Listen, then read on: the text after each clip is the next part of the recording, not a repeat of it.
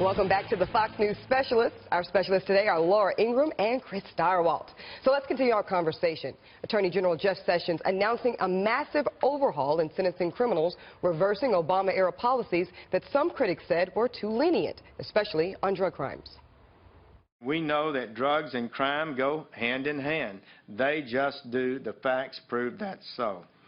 Drug trafficking is an inherently dangerous and violent business.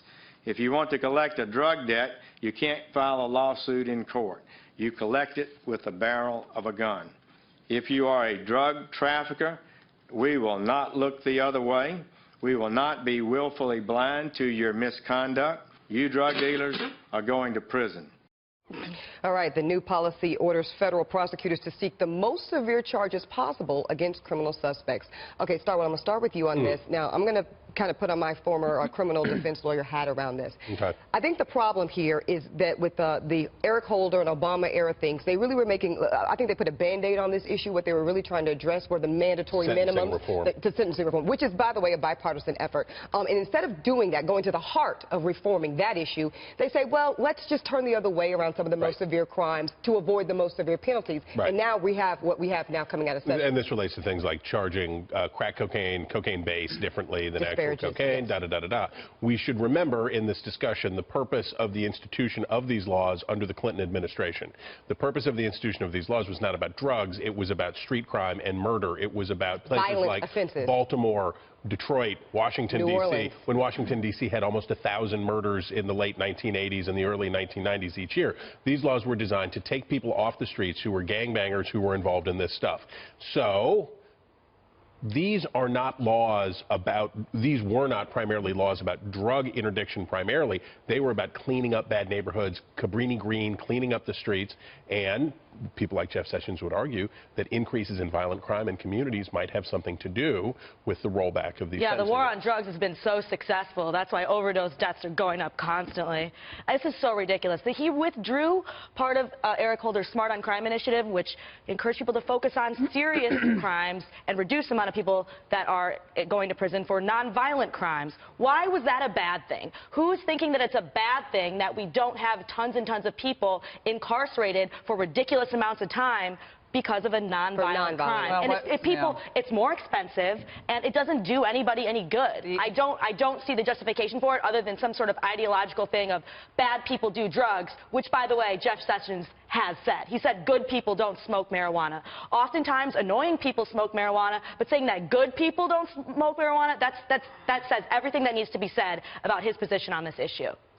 Brought to you by, no, I'm serious. I think what Jeff Sessions is doing is what Donald Trump campaigned on, a return to law and order in the United States. The drug crimes in the country disproportionately affect the poor and the minorities, and it's devastating. Okay.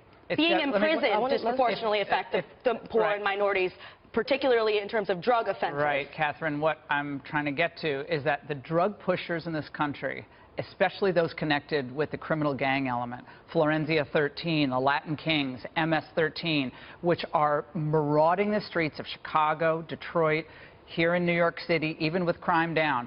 This has been devastating. It's been devastating to the poorest communities.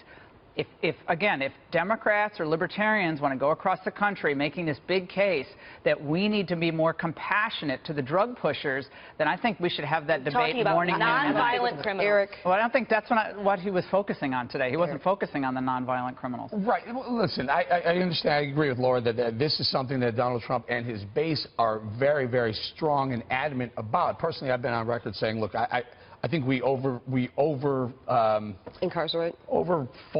the war on drugs when it's in my opinion, I don't think it's a winnable war. I think the smarter avenue is to get tougher on immigration, get tougher on MS-13 coming across the border, get tougher on people, mules bringing drugs across the border. And the war on drugs, and they won't want to come over anyway. Well, I mean, listen, look, if you're tied to a drug crime and a violent crime, then you go away. More kids are smoking pot in Colorado today. By the way, do we all think that's a good thing? My son is in Colorado right now, Laura. Do we all think that's a good thing?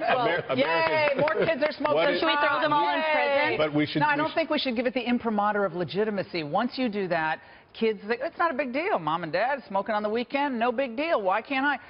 If that's what we think is going to get our country going down the right road, then we should all just say it. Forget about the schizophrenia it increases the chances of getting. Forget about all the psychosis. What's America's #1 drug problem today? Opioids. Heroin. Prescription drugs. They're not coming over the border. They're coming from inside the United States. Well, no. They're coming over the border, Chris. A lot of the heroin is coming from Mexico now, not from Korea. Korea is a major supplier of opioids. I'm talking about opioid prescription drugs that are ravaging this country. This addiction. This is the problem. You can't say they're not coming across the border. They're making them. They're synthetic manufacture. I understand. What I'm saying is we have a problem in broken communities, broken cultures, broken spaces where people are not binding together to take care of each other. There is no governmental solution that is going to deal with this in the same way that strong communities, strong families, and strong neighborhoods will. You can also put those guys in jail, the drug pushers. Put them in jail. But, Laura, I don't think anybody... What defines a drug pusher? Someone who sells illegal narcotics. In this moment, though, Laura, I don't think most people think that drug offenders need to just be celebrated, right? But what I'm talking about is when we talk about specifically what Jeff Sessions is talking about today, this is a mandatory minimum issue. Now, as an attorney, my issue is this. I have a problem with mandatory minimums, though, E, because it takes discretion out of our trusted judges and prosecutors. Why do we have a system if we don't trust them? You may be right about mandatory minimums.